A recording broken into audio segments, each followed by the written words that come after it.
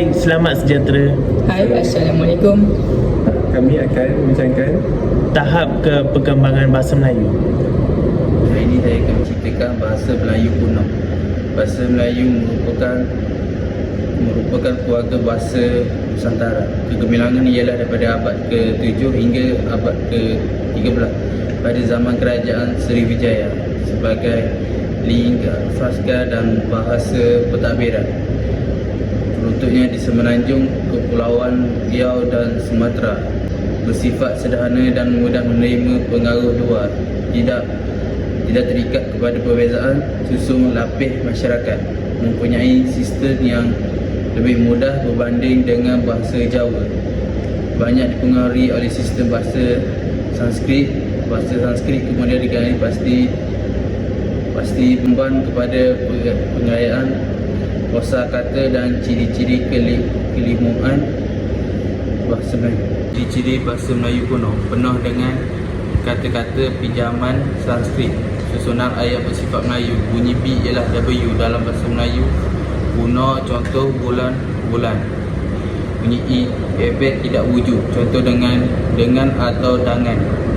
Awalan ber ialah ma dalam bahasa Melayu kuno, contoh awalan di ialah ni dalam bahasa Melayu kuno, contoh dibuat, dipawat.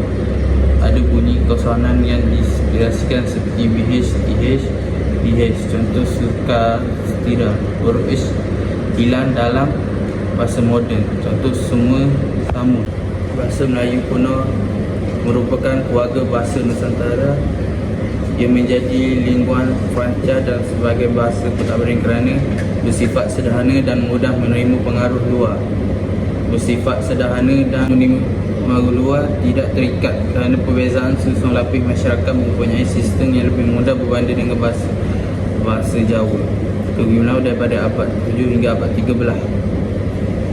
Hai, saya akan terangkan bahasa Melayu kuno. Bahasa Melayu kuno banyak bersangkutan dengan sistem bahasa Sanskrit.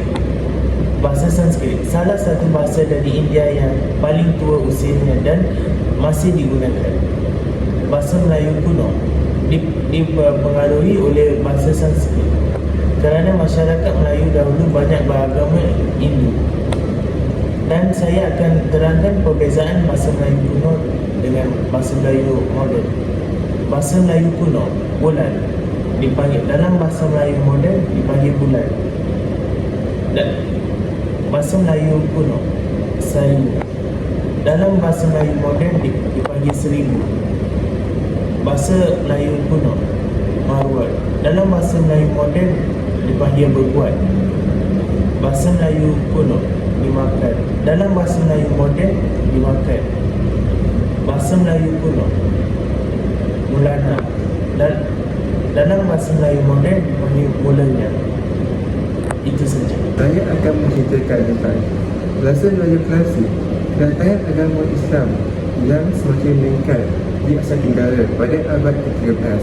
Dalam masa itu, bahasa Melayu membuat perubahan dalam konsep sukan kata, sutur ayat dan tulisan. Terdapat 3 batu bersurat yang penting. Batu bersurat di Perak Minangkabau 1356 ditulis dalam huruf Hijab, mengandungi bahasa Melayu kuno dan beberapa baris sajak sikit. Bahasanya berbeza sedikit daripada bahasa batu bersurat abad ke-7. Batu bersurat di Aceh 1380 mempunyai kata-kata Arab seperti kalimah Allah dan Rahman ditulis dalam tulisan India. Batu bersurat di Terengganu 1303 dan 1387 ditulis dalam tulisan Jawi, membuktikan tulisan Arab telah digunakan bahasa Melayu pada abad itu. Ketiga-tiga batu bersurat merupakan bukti catatan terakhir perbanyakan bahasa Melayu. Selepas abad ke-14, munculnya kesusahan bahasa Melayu dalam bentuk tulisan. Sekarang saya akan menceritakan tentang bahasa Melayu moden. Para sajawaran menandakan permulaan zaman bahasa Melayu moden dengan kemunculan hasil karangan Abdullah Munshi yang mula pada abad ke-19. Antara karya beliau ialah kitab adat segala raja-raja Melayu dalam segala negeri. Yang kedua, Hikayat Abdullah. Yang ketiga, Kisah Pelayaran Abdullah ke Kelantan. Yang keempat, Kisah Pelayaran Abdullah ke Jeddah. Seterusnya, perkembangan bahasa Melayu moden. Terdapat dua zaman, iaitu zaman pra-merdeka dan zaman pasca merdeka. Bagi zaman pra-merdeka, kedudukan bahasa Melayu cuba digugat oleh British dengan menjadikan bahasa Inggeris sebagai bahasa penghantar dalam sistem pendidikan, dengan alasan bahasa Inggeris mempunyai nilai ekonomi yang tinggi, status yang tinggi berbanding bahasa Melayu. Di samping itu, usaha mengembangkan bahasa Melayu turut dilaksanakan oleh tokoh tempatan, iaitu Abdullah bin Abdul Kadir Munshi, Raja Ali Haji, Major Datuk Haji Muhammad Said, Zainal Abidin Ahmad. Seterusnya, zaman pasca merdeka. Perkembangan bahasa Melayu moden pada zaman pasca merdeka diusahakan dengan gigih memartabatkannya sebagai bahasa kebangsaan. Bahasa Melayu moden dipilih sebagai bahasa kebangsaan di bawah perkara 152 Perlembagaan Malaysia. Justru, bahasa Melayu sebagai bahasa kebangsaan. Yang pertama, bahasa rasmi. Yang kedua, bahasa pentadbiran. Yang ketiga, bahasa perhubungan. Seterusnya, ciri-ciri bahasa Melayu moden. Bahasa Melayu moden telah mencapai status bahasa kebangsaan. Bahasa Melayu juga dianggap bersifat sejagat.